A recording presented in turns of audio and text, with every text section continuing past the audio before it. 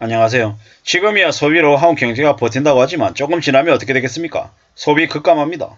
소비가 극도로 줄 수밖에 없다라는 겁니다. 왜겠습니까? 왜? 지금의 상태에서 무리하게 더하는 빚에 이제 원금 이자 납부가 이제 더 어려워지는 거죠. 왜? 시중금리가 이제 점점 더 올라갈 겁니다. 경기대응 완충자본 2024년 5월부터 1% 충당금 적립하는 걸로 얘기가 됐죠. 그 다음은 이제 더 심해지는 거죠. 무역수지 적자가 14개월째 지속이 되고 있는데 지금은 그나마 소비가 좀 있어서 버티고 있는 건데 이 소비가 그 속도로 줄어들면 어떻게 됩니까? 내수가 침체하게 됩니다. 내수 침체하게 되면 어떤 일이 벌어지겠습니까? 내수 수요를 이제 매출로 이제 먹고 사는 기업들이 점점 이제 영업이익이 떨어지고 뭐 자금을 조달하는 조달 비용은 늘어나고 매출은 떨어지고 영업이익 감소하고 하면 인력을 이제 줄이는 악순환이 벌어지겠죠. 인력 줄이면 해고되는 인력들이 늘어나게 되면 그 사람들이 어떻게 되겠습니까? 소비를 더 줄일 수밖에 없죠. 애들 보내는 학원 개수 줄이고 먹는 거 외식 같은 거 줄이고 내식하게 되고 뭐 만들어서 먹기도 하고 이래저래 점점 더 상황이 빡빡해진다라는 겁니다. 그러면 소비는 악순환인 거죠. 비싼 거 안 사먹고 싼 거 사먹고 싼 것도 안 사먹고 이래저래 전기세, 수도세, 가스요금 다 올라가지고 자영업자들은 뭐 가격 올려야 되고 가격 올리니까 비싸니까 못 사먹고 이게 계속 도돌이표처럼 이렇게 돌고 돌다 보면 어떻게 됩니까? 그냥 편의점만 대박 나는 거죠. 편의점에 도시락 아니면 간편식 이런 것들만 사람들이 사먹게 되고 왜? 싸니까. 상대적으로 싸니까. 건강 이런 거 생각 못 하는 거죠. 근데 나머지 다른 것들은요. 점점 이제 줄일 수밖에 없는 거죠. 그러면 이제 한국 경제가 좋아지겠습니까? 안 좋아지죠.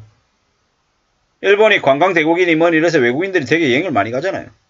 앞으로 한국 어떻게 되겠습니까? 한국도 똑같아지겠죠. 한국도 소비를 외국인들 동남아 관광객들 대거 들여서 그들이 소비하는 걸로 이제 내수시장을 메우려고 하겠죠.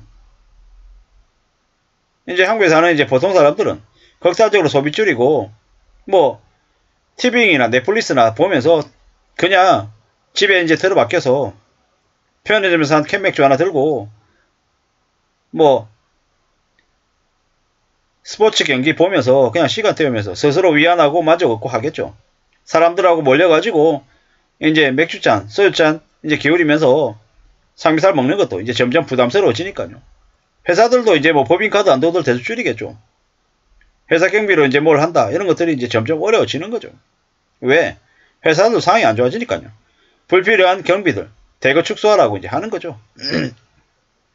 그렇게 이제 바뀌어 간다라는 겁니다. 한국 경제가 이제 지금도 뭐 상저 하저 이렇게 얘기해서 2023년에 경제 성장률 1%도 안 될 수도 있겠다라고 얘기하는데 2024년 되면요 어떻게 될까요? 그냥 마이너스죠. 국제 무역 수지가 14개월이 지속된 건 역대 최고입니다.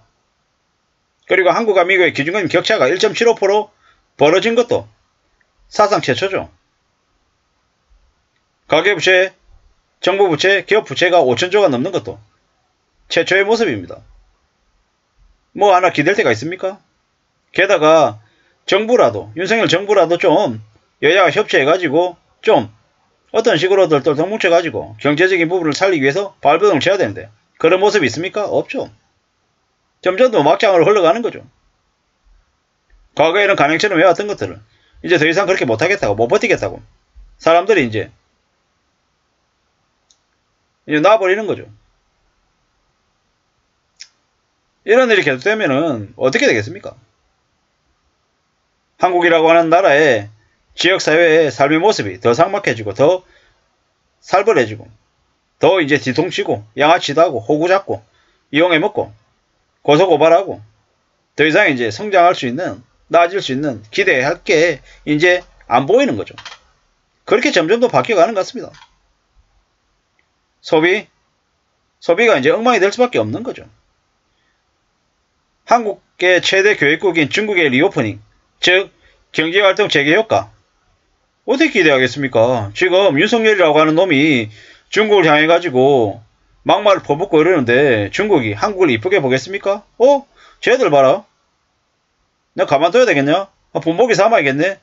이러면서 되려 뭐 사드 보복을 넘어서는 훨씬 더 충격적인 보복을 하지 않을까라는 생각이 드는데 어떻게 중국 향해 가지고 나아지겠습니까? 그냥 엉망이죠. 지금 반도체 분야의 부진이 심하다고 하죠. 왜겠습니까? 왜? 중국과 미국 사이에 적절한 균형을 잡아야 되는데 지금 윤석열이 뭐하고 있어요? 철저히 미국 쪽에 붙었잖아요. 정치적인 부분하고 경제적인 부분하고 연결이 되어 있고 신뢰를 추구해야 되는데 그딴 거 없죠. 아니 나 모르겠고 나 내년 총선 이후에 내 새끼들 꼬라박아가지고 내 퇴임 이후에 안전만 보장받으면 돼. 아니 몰라 경제 망가지든가 말든가 어차피 국민들 개돼지들인 거고 내가 시키면 시킨 대로 하는 거잖아. 야당 대표조차도 범죄자 취급하는 게 지금의 대통령인데 뭐 있겠습니까? 제 윤석열을 이 모든 걸 다 저지른 원흉이고 그놈이 전부 다 이 경제 위기를 만들었다라고 얘기하진 않습니다. 그러진 않고요. 구조적인 문제도 많고 뭐 문재인 정부 때 전세자금 대출이 엄청나게 많이 일어났고 뭐 전 사기범들 부동산 교란 세력들을 방치한 탓에 그러한 것들도 되게 많고 정부의 부채를 너무 많이 늘렸던 지난 정부 때 400조를 넘게 늘려서 더 이상 정부가 쓸 수 있는 재정도 없다라는 것.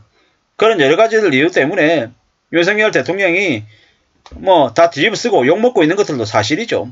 하지만 지금 이제 한국이라고 하는 나라가 처해 있는 입장을 봤을 때는 되게 현명하게 영리하게 움직여야 되는데 너무 미국 쪽으로 치우쳐 있는 건 아닌가라는 생각도 들기도 하고 또 중국 쪽으로 또 달라붙는다고 해가지고 특별하게 뭐가 나아질 게 있을까? 이런 생각도 드는 건 사실입니다만은 그럼에도 불구하고 겉으로는 양쪽 다 자신 있는 것처럼 하고 중국 가서는 또 이렇게 얘기하고 미국 가서는 또 저렇게 얘기하고 해서 좀 철저하게 한국의 처지에 이득이 되게끔 움직여야 되는데 너무 극단적인 것 같다는 생각이 들어서 좀 우울하고 씁쓸한 거죠.